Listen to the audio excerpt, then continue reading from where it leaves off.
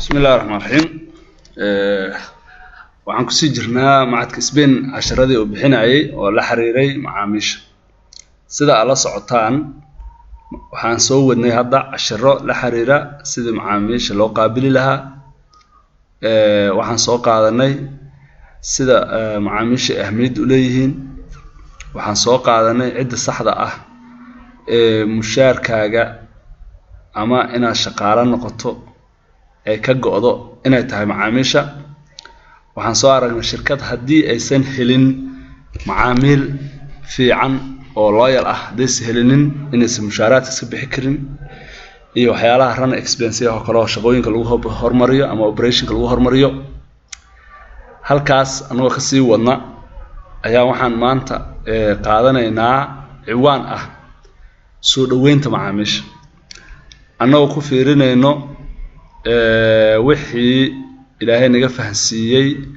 subxaanahu wa ta'ala oo ummadana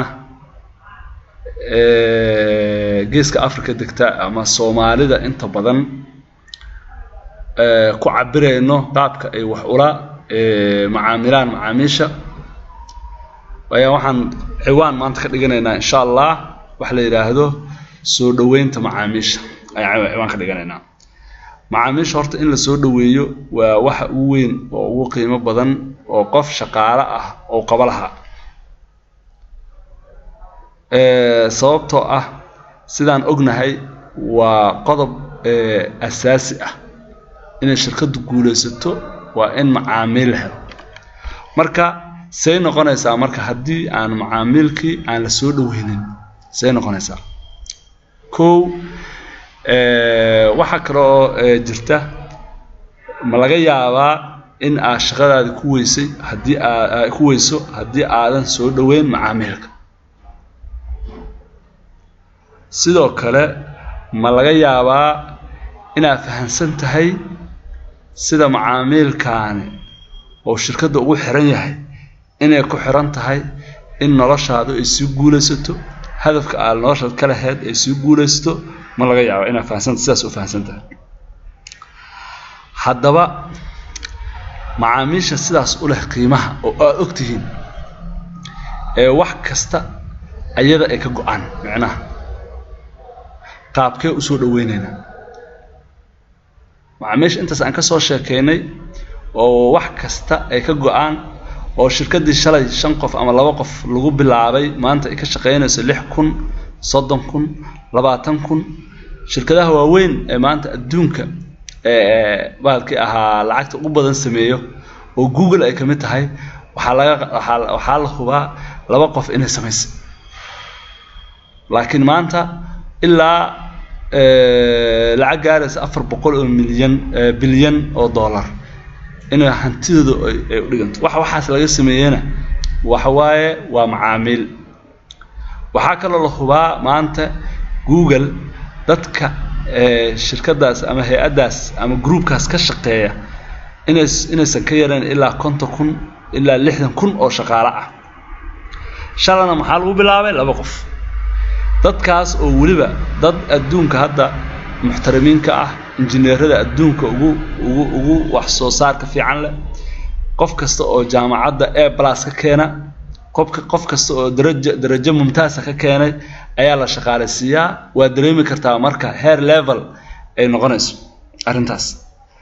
haddii marka injineerkaas qiimo ma yeesheen haddii uusan haysanin wax inkama qiimo ma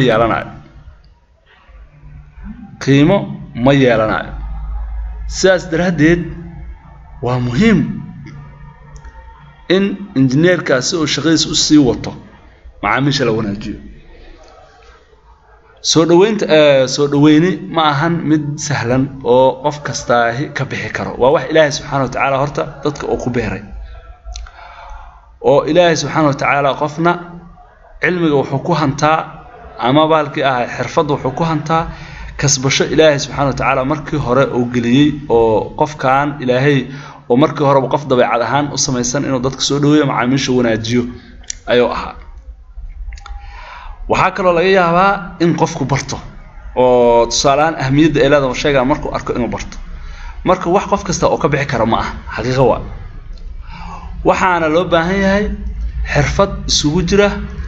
kuwa alla kugu manaystay ujeeda iyo kuwa aad adigu korarsatay oo aad ka baratay dad kale ama aqoon wax barasho jaamacada uga baxday ama bahalkii ahaa sida macaamiisha loo maamulo customer managementiga aad diploma kale ka qaadatay ama koorsooyin yar oo waxa ka qaadatay seminar ka qaadatay ya ahmiyada ay leedahay macaamiisha lagu sheegay ma fahanto waxyaalahaas oo kale ayaa macquul si kastaba ha ahaatee waa inaad muujisaa qodobada soo socda si aad macaamilka u soo dhaweyso markasto ama baro ama habaranine waa ina horta qodobadan soo socdo ina samaysaa markastana waajib ay kugu tahay ina macaamilka soo dhaweysid waaya qodobada maxaa kamid ah qodobada waxaa kamid ah horta koow u dhool cadde qofka macaamilka ah ee ku yimid سلام قفك السلام عليكم السلام عليكم سلامتي كلو مركز بهالكي أها ضدك ماشاس جوجا أما رقم كماس جوجا أولية أوكي يا سلام مسا واحد كلو سمسا صاحب تنمو أموج وقف كان حكت لكن قف كوع عصب راي ما حنكو قبنا ما حاج عشاء ما أساس لمرة واحد رأى صاحبتنا موجي هاي ولا لا سودو مقعيس هذا تقارن مقعيس وقوع هذا أقول المركز براء ومقعيس أنت كقرتيد هاي محمد هاي علي هاي جامع يا ساس عليه حليمو مركب وفهم سما وموجي سيد قف استقانين وكلا ولا معامل ولي بدك قار ضد آد وجعل أجرا ومعاميشة أو آد وجعل إن لا falgalo lala sheekaysto bahalkii ahaa xaaladooda laga wareysto xaalada sidee tahay laga iyo xalaas si fiican u dhageyso oo attention leh attention waa iska ereylatina laakiin si fiican u dhageyso si taxaddar leh macnaha u dhageyso oo baahida qofkan uu ka hadlayo si fiican u dhageyso okay kula hadal cod ku haboon macnaha cod ku haboon kula hadal not ina bahalkii ahay kula hadasho hadal adag toonkaaga ama codkaaga si wanaagsan oo degan oo dabacsan u nidaami si qofka u fahmo waxa kale jiro oo muhiima qof macaamilka markuu soo booqdo muhiim ah inaad jirkaaga oo ka dareemo inaad soo dhaweynaysid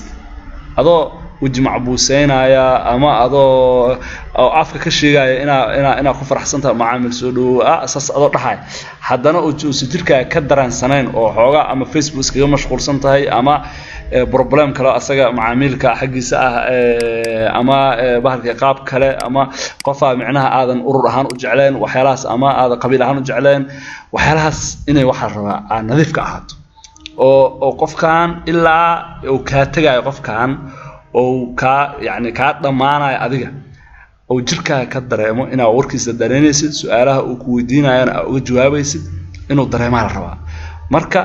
waxa la rabaa body language Allah waa warkan jirkaaga marka ka jirka si fiican waxa la rabaa ha ina gacmaha kor u taagto maxaa ay gal amal oo kale garbaha aan nuuxiso kale wajiga xoga ka kaduudo kale ya something like that lama ogola qiimaha macaamiisha ku dheelisa arintaas ويا وحان كلو دحني وعا 10 maanta waa dheer yahay sababtoo ah waxa waa 10 muhiima xirfadahan waxa ay ku tusayaan sida aad u kasban karto macaamiil marka koowaadba sida darteed waxa laga rabaa in aad markasto raacdo oo diyaalato xirfadahaas waxa waa muhiim ku yihiin ya hadii kale waxa waaye macaamiilka badana ka tagay okay xiriirka aad la leedahay macaamilka waxa ku sahlaa hadii ay wanaagsanaato in qiimaha ama sumcadda shirkadu kor u kacdo ujeeda hadii xiriirkaas oo wanaagsanaado yaani waxa dhacay shirkadu sumcadda inay kor u kacdo meeshaas waa laga qadarinaa macaamilka inuu yiraahdo qofka kale u sheego tag saarabtay kugu adeegaan u tag mararka qaar waxa waa shuruucda shirkadaas ama hay'adaas u yaala ayuu macaamilku fahmaa tusaale saas ma lagu yeelo waxa qoleed ma lagu diidaa meel loo cabtaa jirto shirkadu meeshaas ay leedahay u cabo dhaha dadka uu sheegaa ya sumcadda sababta wuxuu asaga ayaa la soo dhaweeyay la qiimeeyay markaas wuxuu isleeyahay bahalkii ahaa qof kale haddii oo saan adiga lagu qiimeeyo kale qofkan uu heli karaa meeshii ay lahayd oo samarinu isleeyahay marka sidaas darteed marka aad la dhaqmayso macaamilka fadlan ula dhaqan qaab fiican oo ay ku jirto saaxiibtinimo qofka saaxiibtinimo u muuji oo waxa ku jiro kale xushmad u muuji xushmad waa muhiim xushmad qofkan u muuji waxa kaloo jira oo muhiim ah ayadana oo qofka inaa xusmayso ayadana kamida naxariis ha ka helo naxariis macnaha qofkan inaa u naxariisanayso ha ka dareemo waxa kaloo jira wax la yiraahdo ula dhaqan sida si cadaalad laga dareemi karo muhiim waaye dadkan waliba Soomaalida dad aad bahalkii ahaa u dhiban waaye oo xagga cadaaladda aad u dhiban yihiin xoogaa waxa waa markii la kala tagayo oo qolo walba magaalada ay deganeed ay bahalkii ay ku aruurtay meesha oo qofkaas ku yar yahay wuxuu isleeyahay waxba lagu qowmaayo dadka ma taqaanid waxyaalahaas iska dhaadhicina marka ula dhaqan si cadaalad laga dareemi karo qofkan waxa la rabaa inuu dareemo midka Kismaayo joogo hadduu gaalkacyo adeeg u doonto kan Hargeysa joogo hadduu xamar u doonto shirkadu waa isla shirkadii ugu waxa kale adiga qabiilad la isku haystay urur la isku haystay adiga shaqo kuma leeyahay shirkadana u shaqeysa qofkan xaqiisu raadsanaa wixii aan xaqiisa aan ahayna u sharax oo waxaan lama ogolo horaha ka dhig u sharax waxa u sharaxdaa in waxaan aan la ogolayn u sharax oo nidaamka hay'adda ama shirkadda u degan oo sidaan yahay oo sidaan qabo haddii uu kugu qanci waayana u gudbi cid isleedahay waa ku qanci kartaa ama cid ka sarreysa ha ahaato ama colleagueska ha ahaado qof oo ku dhow ha ahaado macaamilku waxa yani muhiim ay u tahay inuu cadaalad dareemo inuu isiraahdo maanta shirkadan hadaa joogreed Hargeyso si fiican lagu adeegi lahaa waxa waa gacantaada maanta waxa waa dhiba soo gaaray hadduu Hargeysa joogo hadduu Kismaayo joogo hadduu Boosaaso joogo hadduu Gaalkacyo joogo hadduu meel kasta anywhere oo bahalkii meel kasta oo koonkan kamida oo shirkadaada ay ka shaqeynayso waa inuu helaa inuu helaa okay marka loo adeego waa in loo cadaalad faraa oo aan cid kale looga hormarin in loo adeego ama laga codsadaa inuu si u dareemo marka waxa dhacayso adoo qofka macaamilka u shaqeynaya in macaamil kale oo degdegsan oo kale ama telefoon kale oo telefoon ku soo dhaco walaalahay raal ah wax yar arintan maxalli kara ma dul qaadan kartaa asaa ka codso waxay u badan tahay inuu ka yeero hadduu ka diidana xaq u leeyahay wala baa marka qofku macaamilka waa inuu cadaalad dareemaa si ay shirkadaada iyo sumcadaada iyo mushaarkaaga iyo shaqadaada job security-gaaga ay kugu hagaagto ma fahanti okay naqo qof u dhaqsada macnaha dhaqsashadan wax waaye macaamil kasta oo shirkad yimaada dhakhtar taga meel kala taga meel oo adeeg u ka raba taga wuxuu rabaa waqtiga ugu yar SLA-da waqtiga ugu yar inuu ku helo shaqada ayuu rabaa مثلا tusaale ahaan dukaana oo gabadha xaaska ah ama bahalka gabadha guriga adeegtada ka ah dukaan ay tagtay sonkor kiilo sonkor ay si waa iska aamus ninkii kiilo sonkor ay si waa iska aamus markaas waxa laga yaabaa qofkaas ama gabadhaas waxa laga yaabaa in xaafadii looga qeylinayo hal saac maqneed kiilo sonkor lagu diray waxa keenin karta malaha dhibka ayadii ma waa qofkii u adeegay marka dhibin qofkan waxa laga yaabaa in dana kala haystaan in meel looga dhagan yahay waxa laga yaabaa inuu isleeyahay 5 daqiiqo qofka shaqaale waaye 5 daqiiqo meeshan waxa ka soo qabso 5 daqiiqo in hal saac ku tagto sababtana waxa waaye adiga waa marka u dhaqso qofkan oo adeegiisa sida ugu dhaqsiyaha badan 1 daqiiqo nus daqiiqo wuxuu ku heli karo adeegiisa uu qabo oo kaasoo oo ka rabo waxa la hubaa in macaamilku markasto waqti hayo una aad ugu degdegsan yahay fadlan u fara fudaadaw u fara fudaadaw macnaha intii la kari karo la kari karo waa intii la kari karo macnaha wax waaye adeegyada qaar laga yaabaa in adeegyo waqti dheer qaadanayo process qaadana ama dad kale kaaga dhaxeeyo inta meel u dirto jawaab lagu soo celinayo waxyaalahaas oo kale tusaale ahaan bangiyada account-nada oo kale waxyaalaha oo verification-ka badan u baahan ama in qofkan la cadeeyo u baahan ama bahalkii ahaa meel kale kaaga xiran ama waxyaalahaas oo kale waxyaalahaas oo kale waa loo sharaxaa laakiin marka hore qofka loo sheegayo sida ugu dhaqsiyaha badan macnaheedu waxa waaye shaqadan aad qabanaysid hadii loogu talagalay 1 daqiiqo halkii daqiiqo ku qabsanto hadii u baahan tahay shaqo 5 daqiiqo u baahanna 5 daqiiqo ku qabsanto laakiin waxa la diidaa shaqo 1 daqiiqo u baahnad inay 5 daqiiqo tagto shaqo 10 daqiiqo u baahnad inay 1 saac tagto waxa la diidaa taas waay marka aad iyo aad u mahadsantihiin ilaaha ku mahadsan ilaahay wuxuuna karansiiyay